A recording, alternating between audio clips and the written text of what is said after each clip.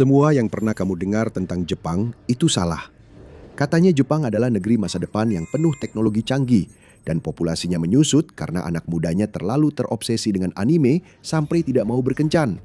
Kedua hal itu bohong. Kenyataannya jauh lebih suram. Jepang sebenarnya adalah sebuah model bisnis yang bangkrut.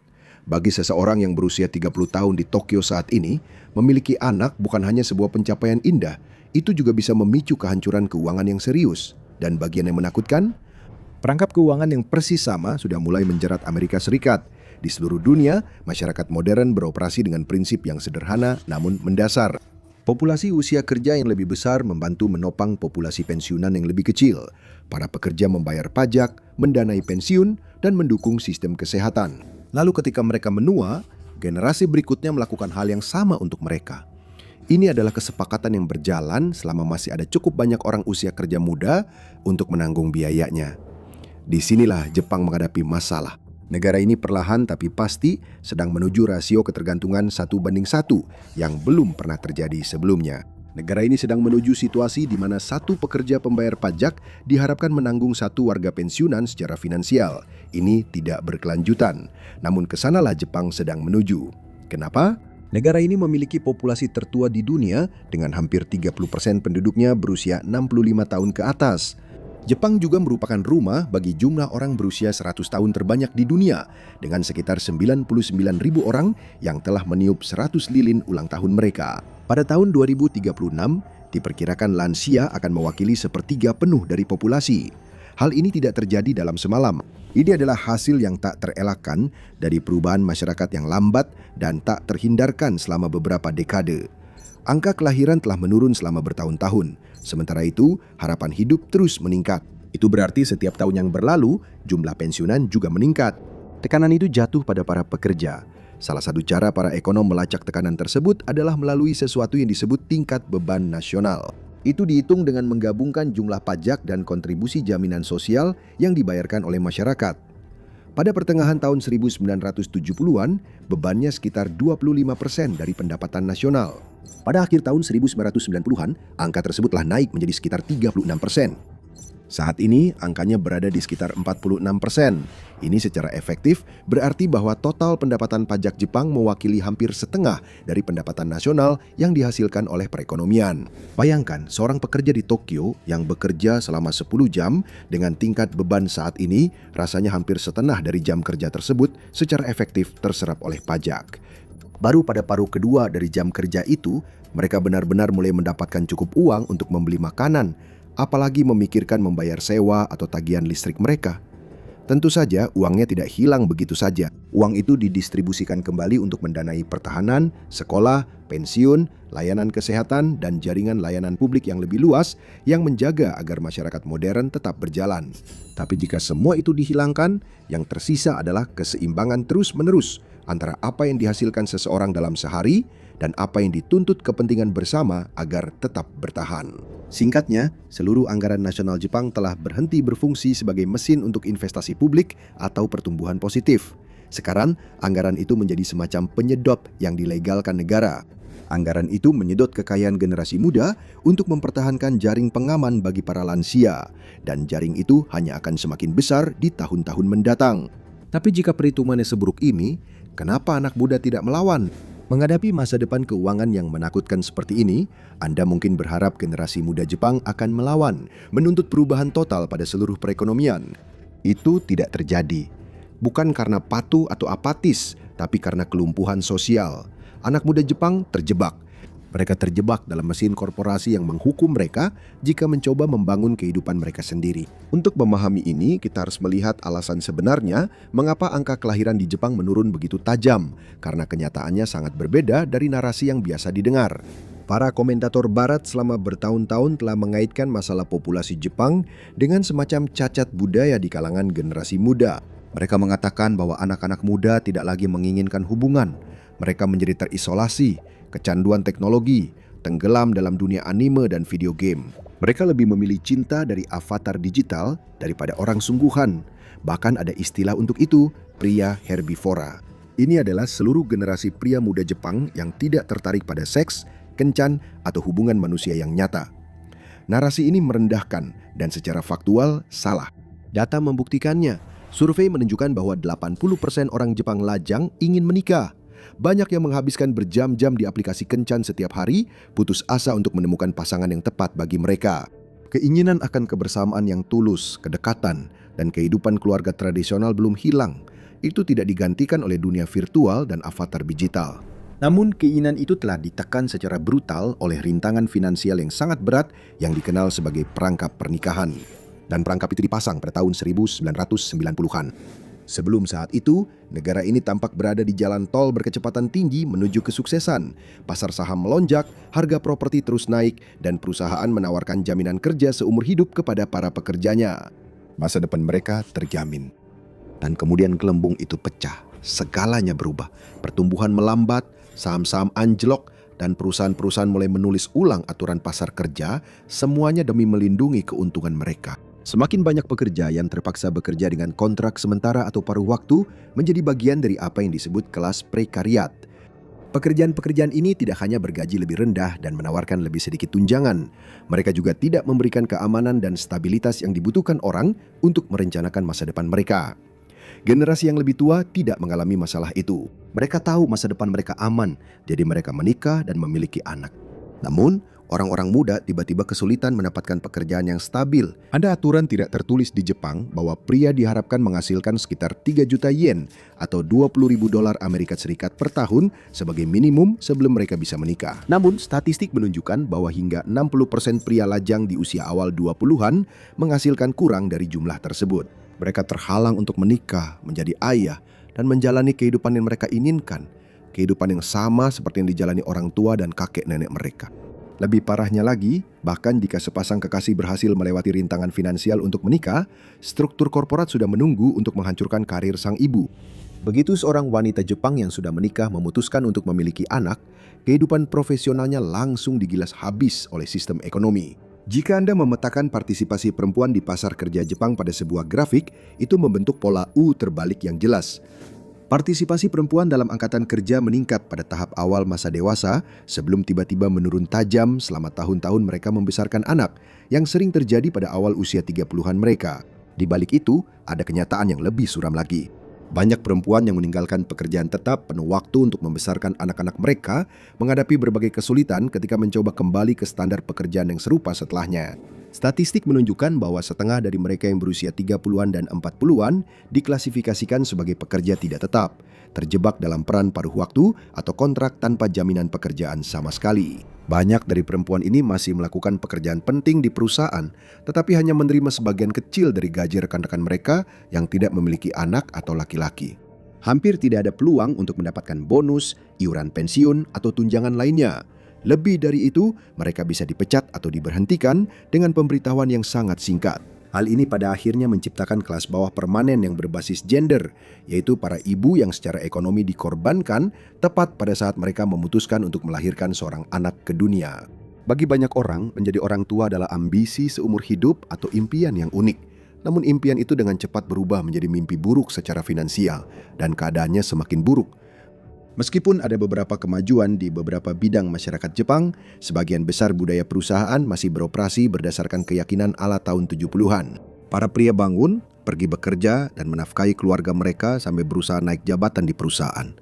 Sementara itu, para istri yang tinggal di rumah mengurus tugas-tugas domestik mereka. Perempuan profesional yang ambisius tidak cocok dengan pandangan kuno itu dan secara tidak adil dihukum karena hal tersebut. Beberapa bahkan diintimidasi hingga keluar dari kantor mereka dalam praktik yang dikenal sebagai matahara atau perundungan terhadap ibu hamil. Ini adalah tren yang mengkhawatirkan di mana perempuan hamil diperlakukan buruk, diturunkan jabatannya, diintimidasi, dan dikeluarkan dari proyek-proyek penting. Mereka bahkan ditekan untuk keluar dari pekerjaan mereka hanya karena dianggap kurang berguna dan kurang berharga bagi perusahaan. Sistem ini secara efektif memaksa perempuan Jepang modern untuk memilih. Kamu bisa punya gaji atau punya anak, tapi kamu tidak bisa punya keduanya. Dihadapkan pada pilihan yang mustahil ini, jutaan perempuan tidak hanya membuat pilihan yang logis, tapi bagi banyak orang satu-satunya pilihan. Mereka memilih gaji. Mereka menjaga masa depan keuangan mereka dan mengorbankan impian mereka untuk berkeluarga sebagai gantinya. Tapi sistem ini tidak hanya menghancurkan orang-orangnya, Sekarang, sistem ini juga secara fisik menghancurkan infrastruktur negara. Keruntuhan populasi Jepang tidak hanya terlihat dalam data. Hal itu tidak hanya terlihat pada grafik kesuburan dan piramida penduduk.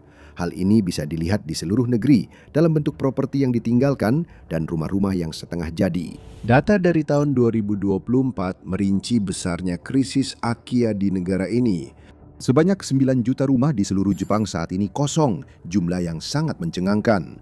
Itu berarti 14% dari hunian di negara ini bukan hanya kosong, tetapi dalam banyak kasus juga secara fisik mulai rusak. Untuk memberikan gambaran tentang angka tersebut, 9 juta rumah yang ditinggalkan cukup untuk menyediakan tempat tinggal bagi setiap pria, wanita, dan anak-anak yang tinggal di kota New York. Dalam ekonomi kapitalis yang sehat, properti seharusnya menjadi sarana utama untuk membangun kekayaan. Itulah yang dikejar orang sepanjang hidup mereka. Generasi muda pun bermimpi tentang hari di mana mereka bisa memiliki rumah sendiri. Tren historis dari seluruh dunia hampir selalu menunjukkan bahwa nilai rumah meningkat seiring berjalannya waktu. Orang-orang berinvestasi pada properti, melunasi hipotek mereka, dan mewariskan properti tersebut kepada anak-anak mereka, memberikan mereka pijakan ekonomi yang kuat. Di Jepang, sistem ini justru terbalik. Semakin sedikit keluarga muda yang benar-benar mau membeli properti ini. Bahkan mereka yang mewarisi rumah kosong dari kerabat lansia mulai melihatnya lebih sebagai beban daripada aset. Ada beberapa alasan untuk hal ini. Pertama-tama, karena undang-undang properti yang ketat di seluruh Jepang, biaya pembongkaran sangat tinggi. Jadi, bahkan jika orang-orang tidak ingin tinggal di rumah warisan, mereka juga tidak mau menanggung biaya untuk menyingkirkannya. Lalu ada masalah pajak. Properti tetap dikenakan pajak meskipun tidak ada yang tinggal di dalamnya. Jika seorang pebisnis Tokyo mewarisi rumah tua dari orang tuanya yang telah meninggal, dia tiba-tiba harus menghadapi kenyataan bahwa lebih banyak uangnya diambil oleh negara. Bahkan sudah sampai pada titik di mana orang-orang secara aktif bersembunyi dari otoritas pajak atau menolak untuk mengklaim properti yang seharusnya mereka warisi. Mereka tidak ingin dibebani dengan aset yang justru menguras sedikit kekayaan yang mereka miliki dan tidak memberikan nilai nyata sebagai gantinya. Akibatnya, seluruh lingkungan menjadi kawasan mati secara ekonomi. Lingkungan itu dipenuhi bangunan-bangunan reyot dan tidak ada yang mau tinggal di sana, membayar atau bahkan merobohkannya. Tapi itu bukan satu-satunya hal yang runtuh. Selama beberapa dekade, Jepang dikenal karena budaya kerja berlebihan. Para pekerja dipaksa untuk lembur tanpa henti, menghabiskan malam-malam di kantor sebelum menempuh perjalanan pulang yang panjang. Sopir truk bepergian berhari-hari dengan waktu istirahat yang sangat singkat. Pekerja konstruksi bekerja sampai mereka tidak bisa berdiri lagi, dan bukan hal yang aneh melihat pekerja kantoran tertidur di lantai stasiun kereta. Hal ini membuat pikiran dan tubuh mereka berada di bawah tekanan yang luar biasa, hingga beberapa orang benar-benar meninggal saat bekerja. Ini adalah fenomena yang dikenal sebagai karoshi, kematian mendadak terkait pekerjaan. Hal ini terjadi di seluruh dunia, tetapi sangat umum terjadi di Jepang dan negara-negara Asia lainnya selama bertahun-tahun. Menyadari masalah yang semakin besar, pemerintah Jepang memberlakukan batasan ketat pada jam lembur yang diizinkan secara hukum di industri seperti logistik dan konstruksi. Mereka berusaha melakukan hal yang benar. Mereka berusaha menyelamatkan nyawa, tetapi justru menciptakan masalah baru dalam prosesnya.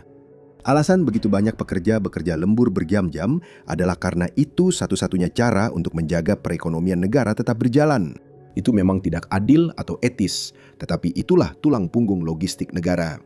Batasan baru itu mematahkan tulang punggung tersebut. Dengan sopir truk dibatasi pada jam kerja yang lebih manusiawi, sektor transportasi langsung kehabisan tenaga kerja. Hal ini menyebabkan kekurangan kapasitas pengiriman sebesar 14% pada tahun 2024, yang diperkirakan akan meningkat menjadi 34% pada tahun 2030. Dan sekarang muncul fenomena baru, kelangkaan sosial. Artinya, bahkan orang kaya dengan rumah mewah dan banyak uang di rekening bank mereka pun tidak bisa membeli barang. Kenapa? Karena orang-orang yang benar-benar membawa barang-barang itu dari titik A ke titik B tidak ada. Para pekerja yang bertanggung jawab untuk memenuhi pesanan di gudang, memuat palet, dan mengemudikan truk ke seluruh negeri telah menghilang. Salah satu cara yang biasa dilakukan dan telah dilakukan oleh banyak negara maju untuk menghadapi krisis seperti ini adalah dengan mengandalkan imigrasi, yaitu mendatangkan lebih banyak pekerja dari negara lain untuk mengisi kekosongan di logistik dan rantai pasokan mereka. Selama bertahun-tahun, Jepang menolak untuk melakukan hal itu. Sangat tertutup. Negara ini memiliki masyarakat yang secara etnis sangat homogen, dengan pekerja asing hanya merupakan sebagian kecil dari total populasi. Namun akhirnya negara tersebut mengalah.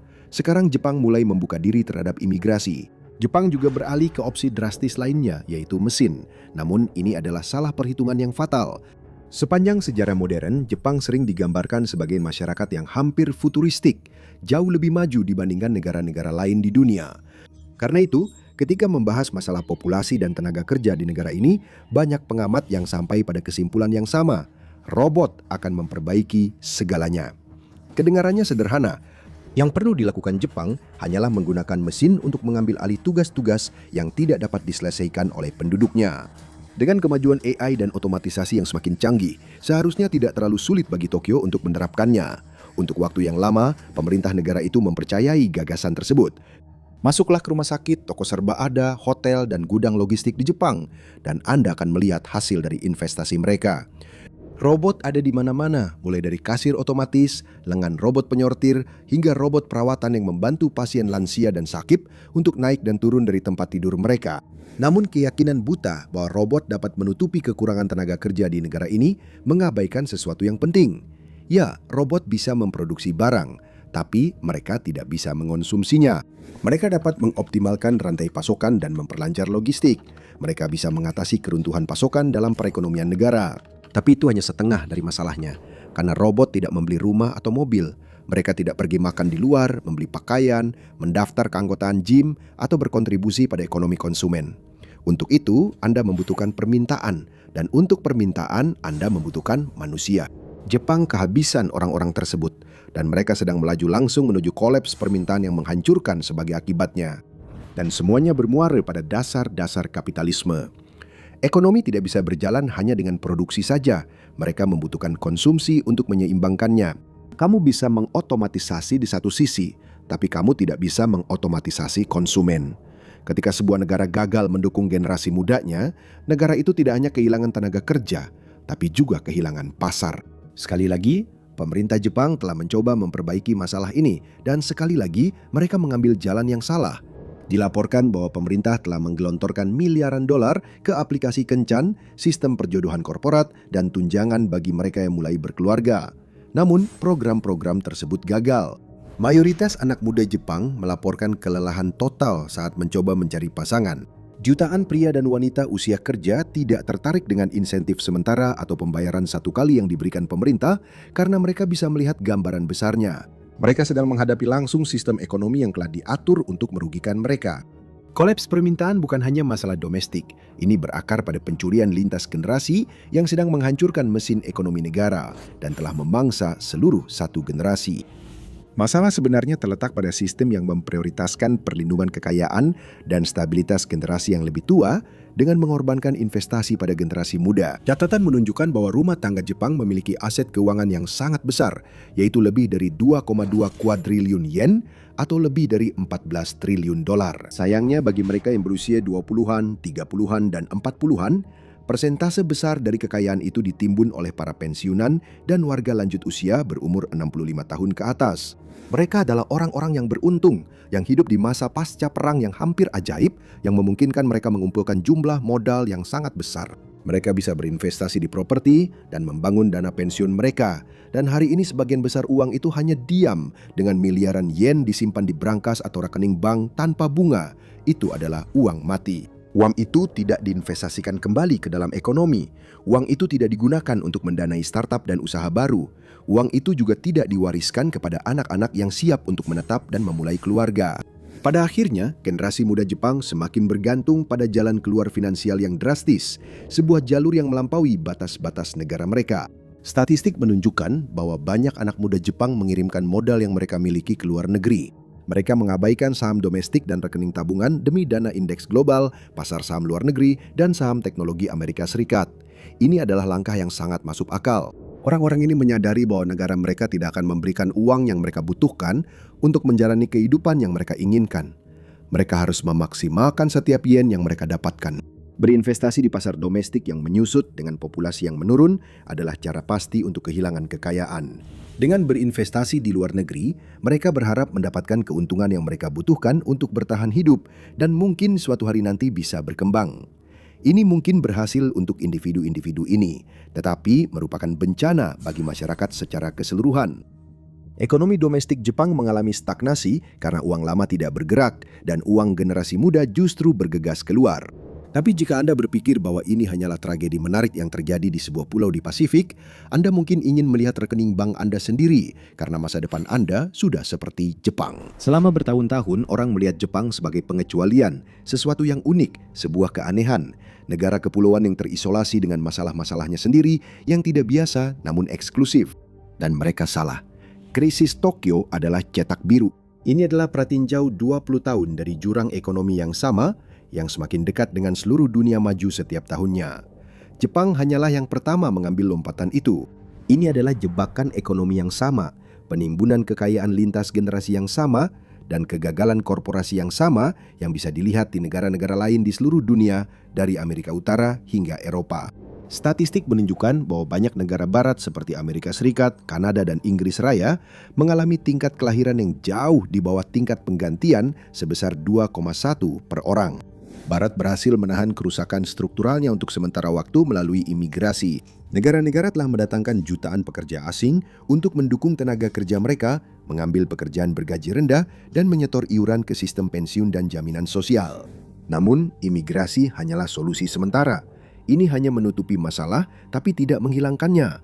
Seiring negara-negara berkembang mengalami industrialisasi, tingkat kelahiran mereka juga mulai menurun. Akibatnya, cadangan tenaga kerja terampil global semakin menyusut dan persaingan untuk mendapatkan pekerja akan mencapai tingkat tertinggi sepanjang sejarah. Kemudian negara-negara seperti Amerika Serikat juga akan mulai menghadapi anjloknya permintaan yang sama seperti yang dialami Tokyo.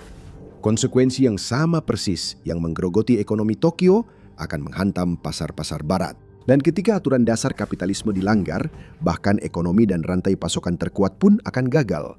Kekurangan sosial ini akan meluas ribuan mil melampaui batas-batas Tokyo. Ini akan menjadi kenyataan yang mengerikan, menyebabkan keterlambatan, gangguan, dan inflasi yang belum pernah terjadi sebelumnya. Ini bukan hanya masalah Jepang, ini akan menimpa kita semua. Anak-anak muda Tokyo bukanlah pihak yang bermasalah. Mereka hanya yang pertama menyadari bahwa kesepakatan sosial yang telah lama ada tidak lagi adil. Mereka adalah kelinci percobaan, tapi eksperimennya akan segera dijalankan dalam skala global. Krisis populasi bukan satu-satunya masalah Jepang. Mereka juga berdiri di tepi jurang keuangan dan dampaknya tidak akan berhenti di negaranya saja. Cari tahu dampak globalnya di Bukan Minyak yang harus kamu perhatikan, tapi Jepang. Atau tonton video ini.